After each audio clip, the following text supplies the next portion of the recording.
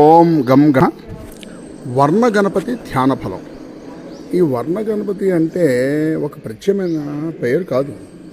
మన సాంప్రదాయంలో గణపతిని అనేక వర్ణాల్లో అంటే రంగుల్లో తయారు చేసి ఆరాధించడం కనిపిస్తుంది. అలాగే బంగారంతోనూ వెండితోనూ పాదరసంతో కూడా చేసి మన వినాయకుడిని ఆరాధిస్తాం. ఈ అనేక వర్ణమాలైన రాళ్లతో ఆయన సింధూర వర్ణంలో ఉంటాడు మన వినాయకుడు, హనుమంతుడు వీడును. ఒక్కొక్కసారి హరగణపతి అంటారు, అంటే ఆకుపచ్చ రంగులో ఉంటాడు. అందువల్ల రకరకాల వర్ణాల్లో ఉన్న గణపతిని పూజించడం రకరకాల ఆరాధన జరుగుతుంది. కానీ వినాయక విగ్రహానికి సర్వశ్రేష్టమైంది ఏమన్నారంటే మట్టితో చేయడమే అని చెప్పారు. మట్టితో వినాయక పూజించడం ఉంది. అందుకే అలాగే నాకు డబ్బులు ఉన్నాయి కదండి బంగారంతో పూజిస్తే ఎక్కువ ఫలం వస్తుందని కానీ లేదు. అలాగే వ్యర్థమైన మెటీరియల్స్తో తయారు చేయకూడదు.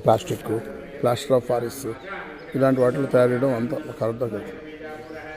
ఇంకో విచిత్రం ఏంటంటే మనం వినాయకుడిని ఏ వర్ణంలో పూజిస్తామో దానికి ఒక ఫలితం ఉంటుంది.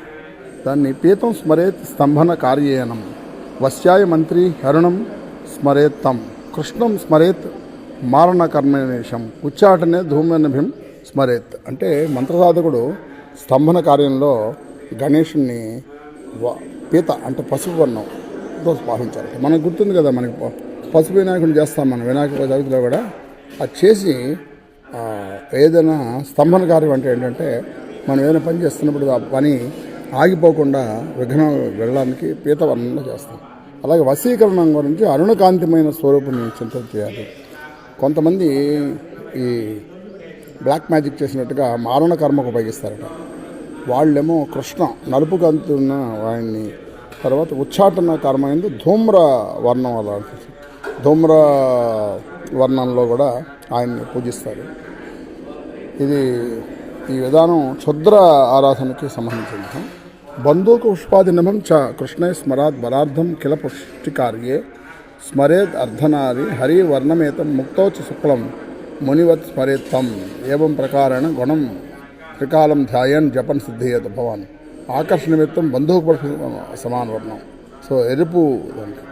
ఇప్పుడు పగడంలో వినాయకుడిని పూజించినప్పుడు ఆయన ఆకర్షణిస్తాడు.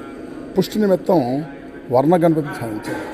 ధనార్థి అయినవాడు హరిత ఆకుపచ్చ వర్ణాన్ని, మోక్షకామి అయినవాడు శుక్ల అంటే తెలుపు వర్ణ గణపతిని ధరించాడు. ఈ విధంగా త్రికాలాల్లో గణపతిని స్మరిస్తూ ఆచరించే భక్తులు పొందుతున్నాడు. కనుక ఈ ఆదివారం సూర్యగ్రహ సంప్రీతికి సన్స్టోన్ గణపతి ఆరాధిస్తే అనారోగ్యం తిరిగిపోతుంది. అలాగే సోమవారం చంద్రుడు ముత్యపు గణపతి ఆరాధన వల్ల మానసిక ప్రశాంతి లభిస్తుంది. మంగళవారం కుజుడు పగడపు గణపతి ఆరాధన రుణబాధ నివారకం, ధనదాయకం. బుధవారం బుధుడు మరకత అంటే ఆకుపచ్చ గణపతి పూజ వ్యాపారాభివృద్ధికి లక్ష్మీ కటాక్షానికి. గురువారం నాడు గురుడు చందన బంగారు పోతకల గణేశుడిని, హరిద్ర గణేశుని చదివిస్తే గౌరవప్రతిష్ఠ పెడతాయి. శుక్రవారం శుక్రుడు స్ఫటిక గణపతి ఆచరణ సంసానం సుఖశాంతులు సుఖ సంసారం కలుగుతాయి. శనివారం శని నల్లరాత్రిని గణపతి సేవించి కష్ట నివారణ పొందవచ్చు. ఆదివారం రాహువు సైకత గణపతి ఇసుకతో చేసిన గణపతిని పూజించి, మంగళవారం కేతువు శ్వేతార్క మూల గణపతిని పూజించి సర్వవిఘ్న నివారణ పొందవచ్చు.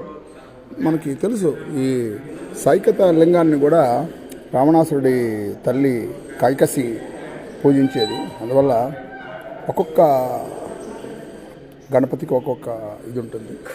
ఇక లోహాలతో అయితే స్వర్ణ గణపతి సకలేశ్వర ప్రదాయకుడని, రజిత గణపతి ఆయురారోగ్య ప్రదాత అని, తామ్ర అంటే రాగి గణపతి సంకల్ప సిద్ధి జరుగుతుందని, శిలా గణేష వల్ల మోక్షదాయకం అని చెప్తున్నారు. మృతికా వినాయకుని భక్తితో పూజిస్తే సర్వం సిద్ధిస్తుంది. మనం వినాయక చవితి నాడు మృతిక అంటే మట్టి వినాయకుని పూజిస్తాం.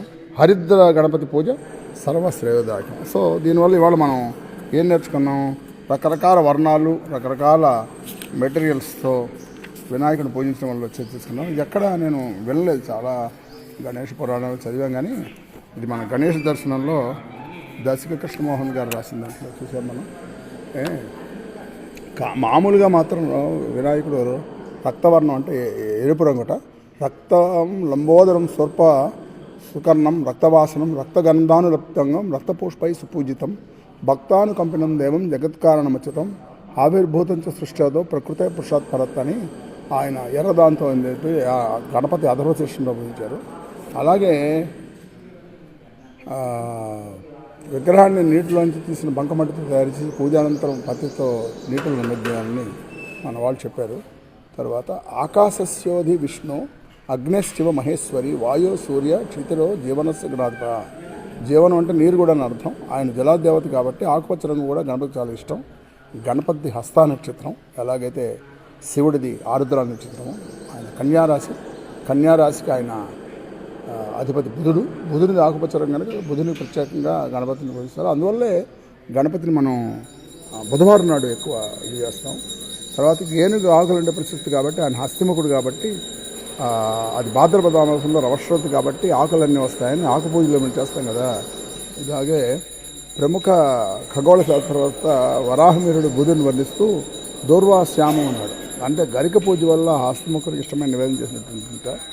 ఎర్రకందనం చేసిన గణపతిని పూజించి అనారోగ్య సమస్యలకి దూరం కావచ్చు. అలాగే గణపతి సర్వవర్ణ ప్రీతికరుడని ఆయా వర్ణాల్లో మనం గణపతిని పూజించవచ్చని ఇవాళ తెలుసుకున్నాం మనం.